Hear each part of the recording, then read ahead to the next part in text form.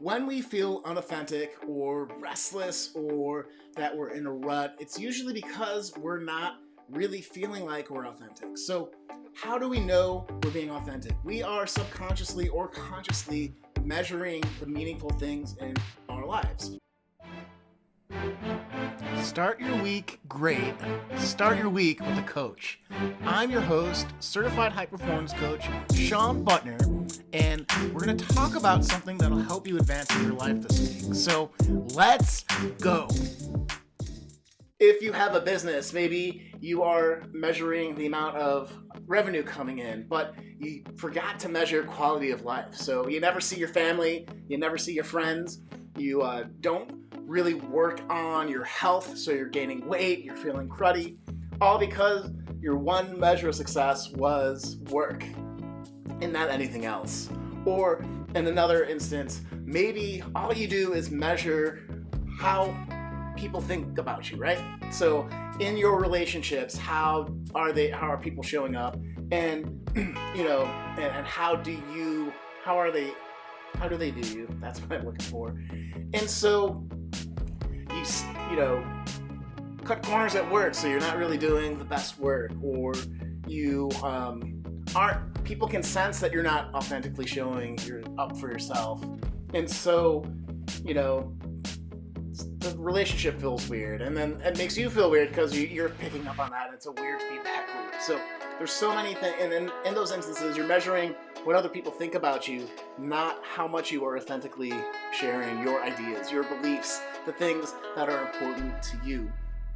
And it can be scary too. So, when we are not feeling authentic and we're not measuring up to those very specific or unconscious measures of success in our lives, we can feel really miserable. We can feel like we're imposters.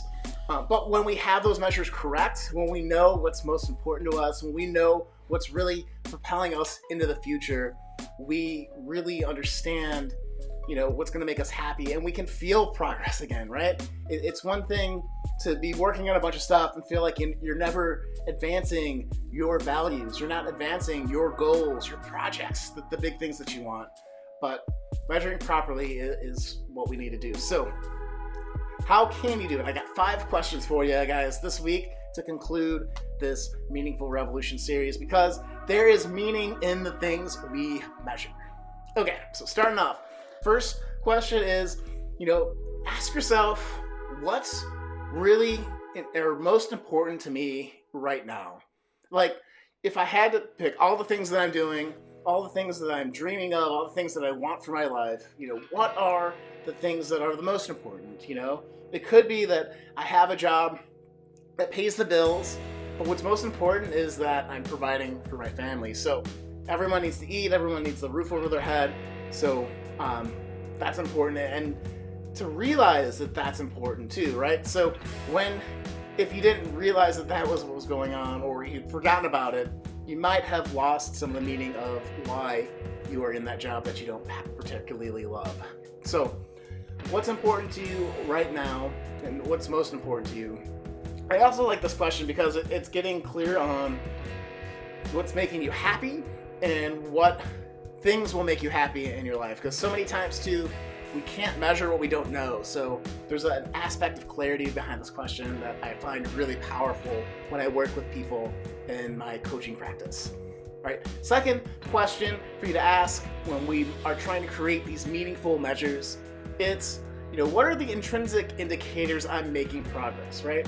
And so these are the things that you think, you feel, more internal than external. So I might be trying to advance in my career, and what I really want to feel is respected. I really want to feel is the sense that I'm getting better at my profession, right? So the first year that I was a software engineer and programming and doing code, that code's crap compared to 10 years into the future, right? So you want to be able to feel like I'm progressing in my craft, I'm progressing in my profession, and that's such an important feeling of also being respected by peers for being experienced. So, so what are some other types of intrinsic things? It could be, I'm doing something I love, and I feel very grateful to do that, right? So like every day that I coach and have a session or sessions with my clients, it's the best day ever. It jazzes me up. I feel more energized afterwards. I absolutely love this work. I love doing this work, and I feel very grateful for it. So I would do this every day for the rest of my life and not get paid. So that's maybe another question on this one. But I absolutely love this work. So what is that for you? Okay, question 3, what are the extrinsic indicators for you making progress, right? So are you getting the financial rewards? Are you getting that the recognition and appreciation from your peers and your team? Are you actually like seeing things get built, right? So if you make furniture, do you see it, are you seeing more and more tables pile up in the warehouse that you've created? So what are some of those types of measures? Because sometimes seeing our progress physically could be, again, very meaningful, very, very, or being recognized financially can be really, really meaningful and important to us. So, fourth question is, what else is important to me as I make progress towards this, right? So going back to the business idea, if, you're running a business and all you're focused on is revenue, and you forget lifestyle, you're going to work all the time and be miserable, potentially, right? Another case could be like when I was in software, people would measure the amount of bugs that you would find in software, but not the quality. So you have these teams of people trying to find these really easy, quick to fix things, because if you got stuck on a really big, deep, huge problem, you weren't really rewarded when you had your review on the number of bugs you fixed. Might have been worse, but you fixed a bigger, more deeper problem that really needed to be fixed. So that's kind of measuring the wrong thing in that particular way. So what else is important? It's getting, in that particular case, it's how are you addressing those deeper, more complex things over just the number of bugs that you are finding in that particular process. Hope that makes sense. Anyway, okay. So what else is important as you make progress? So it could be, with business, it's lifestyle. With, quality assurance, it's, fixing the big, really problematic bugs that require a lot of attention versus number. The fifth question about creating meaningful measures is, what would your most authentic self say about the measures you've already come up, right? So this is like, if your goal is to, be financially independent, and that's all you're focused on right now, would your most authentic self, who maybe would value family, would be like, hey, like, you're focused over here, but you don't have any focus on something that you really find in line with your values. Like, how can we incorporate that into what you're doing? And so you have to know your values. And one of the exercises I love to do with my coaching clients is the Clarity 3 Words exercise. So if we go back to that most authentic, most successful future self, what 3 words would you describe that person being, just personality-wise? So it could be, for me, it's optimistic, it's present, and it's creative, right? So, and those are 3 words that are important to me being my best self when I show up here. I need to be optimistic for my clients. I need to be present for my clients, and I need to be helping them creatively find solutions. So these are the 5 questions that can help you create those meaningful measures. What's most important to you right now?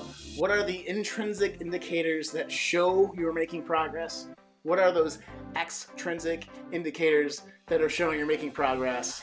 What else is important outside of those 2 areas? And then how would you be measuring your values, and how would your most authentic self advise you in how you're measuring things? So I know that's a lot, guys, but I just want to say this is the end of the Meaningful Revolution series. I'm so happy you guys have been here with me. If you have any questions, post them below, and we'll go on from there. But that said, guys, I hope you enjoy this. Hope you found something that you really love. If you are struggling, you can always hit the link below this video on the blog and get a free 1-hour strategy session. We can go over how we can generate more meaning for you in your life if that's your bag. If not, no worries. We'll be back next week with a new series of some sort, and I'll announce that then, okay? So with that said, this is Sean Butler saying live with more joy, more personal growth, more impact in your communities. We'll see you next week.